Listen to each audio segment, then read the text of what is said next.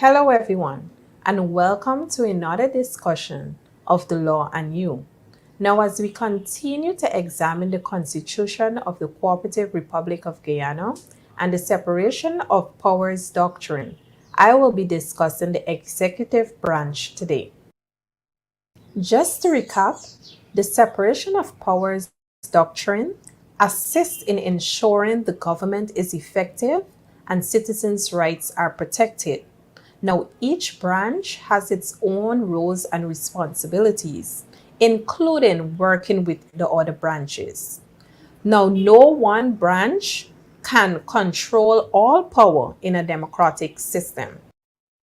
The executive branch is all under the control of the president. The Constitution grants this power in Article 99(1), which states, and I quote, "The executive authority of Guyana shall be vested in the president, and subject to the provisions of this Constitution, may be exercised by him or her." Now, the executive branch is all under the president's command. Now, the Constitution grants its power in Article 99(1), which states, and I quote, "The executive authority of Guyana shall be vested in the president, and subject to the provisions of this Constitution, may be exercised by him or her, either directly or through officers subordinate to him or her." The President appoints the Prime Minister and other ministers and assigns responsibilities to them. Now, according to Article 106(1), there shall be a Cabinet of Guyana, which shall consist of the President, the Prime Minister, the Vice Presidents, and other ministers appointed by the President.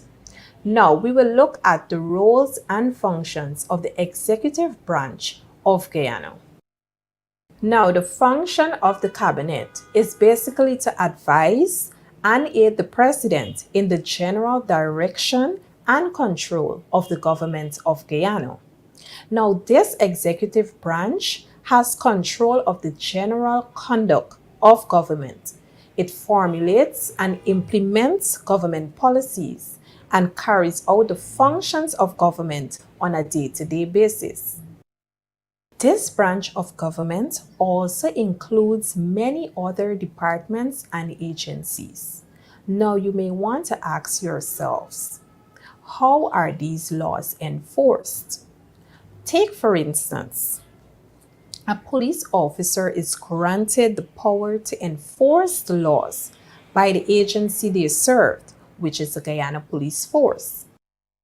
Now, as we would have mentioned, that no one branch can control all the power in a democratic system.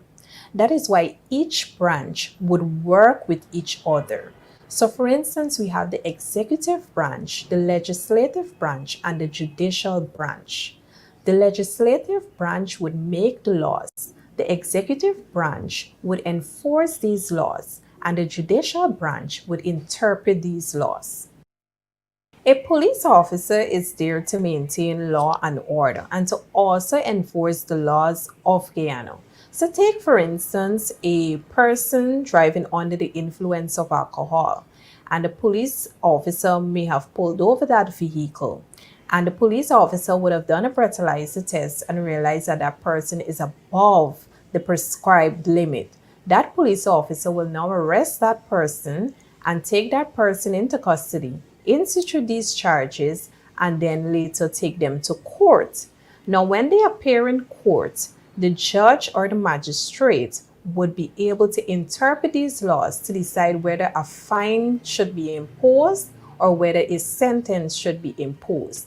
So each arm of government or each branch of government is independent of themselves in terms of the executive enforcing these laws through its agencies, and the legislative making these laws, and the judicial officer or the judicial branch interpreting these laws.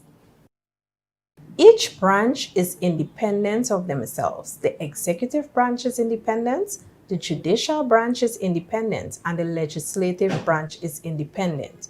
So one do not expect the head of state to direct the judicial branch in deciding any case that they may have before them. It is important to note that each branch has its own roles and responsibilities. The executive branch is independent, the legislative branch is independent, and the judicial branch is independent. So one do not expect the head of state to interfere with the decisions made by the courts. This is the end of today's discussion on the executive branch of government. As we continue to discuss the Constitution, next week our topic will be focused on the legislative branch of government. Thank you.